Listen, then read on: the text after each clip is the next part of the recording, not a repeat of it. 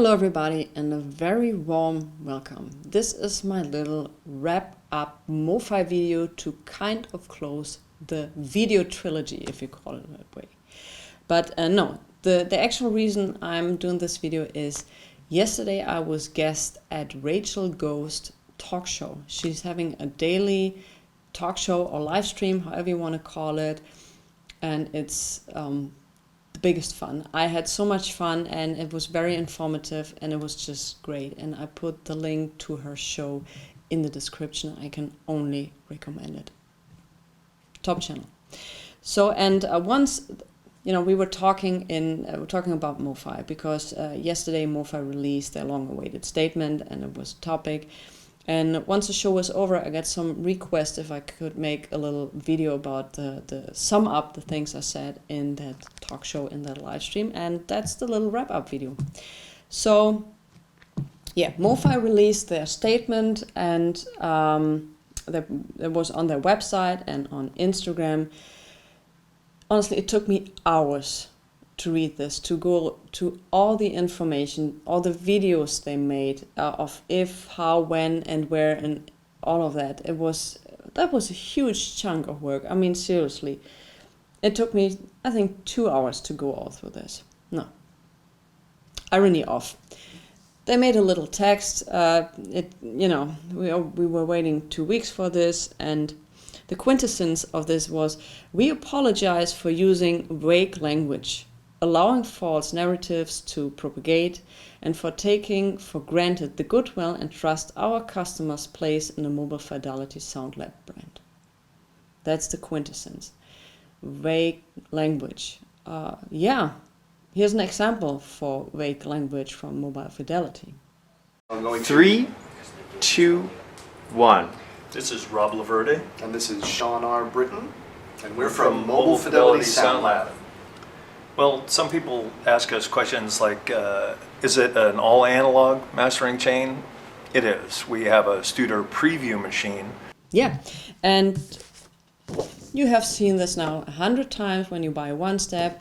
At least I only have a one step and the Nielsen Schmielsen, so that's how I got this thing, is that, that's also very vague. You have here two symbols which look like a tape reel from a reel machine, reel-to-reel machine.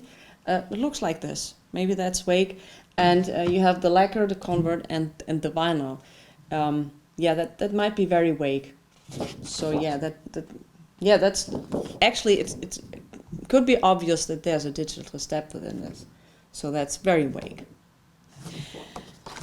You hear it. I'm not really happy and satisfied with what they have written. I would have expected them to make at least a video. You can do that with your mobile phone. You don't need to hire a camera crew or anything, which they could. But that's someone from, I don't know, Peter, Paul, Mary, some of these people saying, okay, I'm from marketing, I'm from PR, or I'm the CEO, and okay, listen, we made a mistake in not being very upfront with our communication. We all know, we've just seen the clip, they lied. But anyway, we were not open with the communication and all of this for future. We plan this and that, and we have monthly live chats, or Mofi hire someone to do that. Monthly chats to where we can discuss certain releases and all of that, where we discuss releases we did in the past, and why we made them digital. Like when they explained that they had 16 reels from an album, and that it was far better, or it caused far better results in doing it digital. They could have explained that for certain releases, monthly talk, something like this. But that's what they give us. We will see how the future turns out. Is mobile filing for bankruptcy? Is mobile going down the drain? No. I think there's a big misunderstanding in some people's interpretation. At least I can say that from the comments I'm getting, from the emails I'm getting. People are not complaining about the records they have in their collection, that they say, now suddenly I think it sounds like shit. My Abraxas now sounds like shit, blah, blah, blah. That's not. People are also not saying, oh, now I hear it's digital. The main issue people are having is not with the product that came out.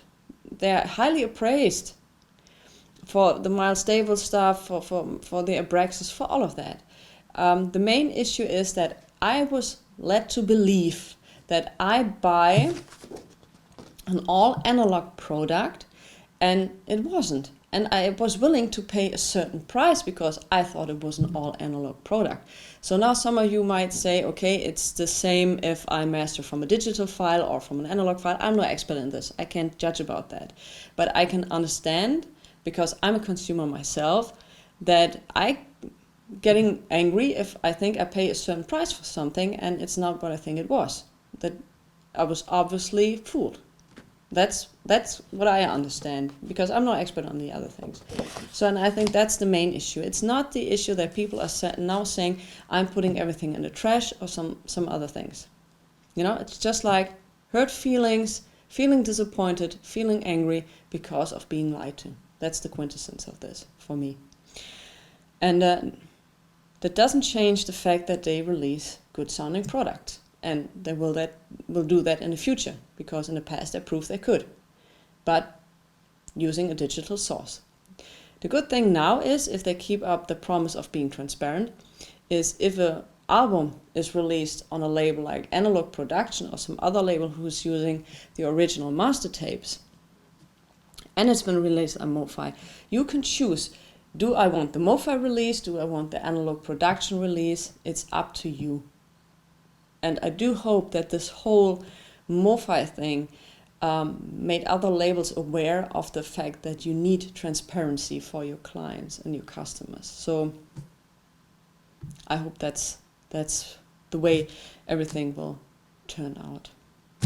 So I think that sums up pretty much everything. I want to point out a posting under this Mofi statement, which I want to show to you guys, or read to you guys. It's from David Donut. So, David Donut: I disagree with the folks who say it's not a big deal. Yes, producing the best sounding version of a record is the goal, and I still love many of the albums I have from you that were digitally sourced from the master tape. I know. But you did intentionally deceive customers and use despiteful language in all your marketing materials, leaving out a critical step in your process on purpose, that your engineers think is the best way to do it. Why not share that? That is a big deal to me, who values integrity. I will be keenly watching how you deploy your change in policy and share full chain information going forward to decide how much I will buy going forward. I also now know perhaps why some of your records don't sound as good as AAA records from Analog Production. Example, Stevie Ray Vaughan, and why some sound edged and harsh versus originals. Again, the product is what matters, and I'm generally pleased 75+% of the time. That's a great success rate. But yeah, have some fucking integrity, please. I think that sums up very, very well. It's all said and done, and yeah, I'm wishing you guys a great week. If you like to, you're very welcome to put in the comments below what you thought of that statement, if you're happy with that statement. And yeah, I'm wishing you guys a great weekend. Listen to good music, stay safe, stay healthy, all the best to you, and I see you next time. Bye.